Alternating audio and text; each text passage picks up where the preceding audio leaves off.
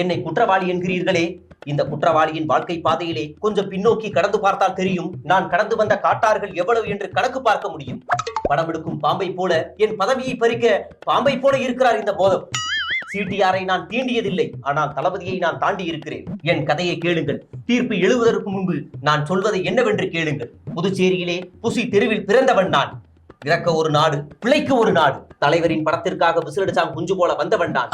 இதோ குற்றவாளி கூண்டிலே கொலை வழக்கில் சம்பந்தப்பட்டு குற்றவாளியாக நின்று கொண்டிருக்கிறாரே மோதம். இவருடைய ஆசை வலையில் விழுந்தவர்களில் நானும் ஒருவன். கடைசியில் சிங்கத்தின் முகத்தை காண வந்தேன். பெயர்தான் சிங்கம், ஆனால் வீரமில்லை. சிலித்து வாழ்ந்த குடும்பம் இப்பொழுது சீரழிந்து கிடக்கிறது. கையிலே சூட்கேஸ், கண்ணிலே பயம்.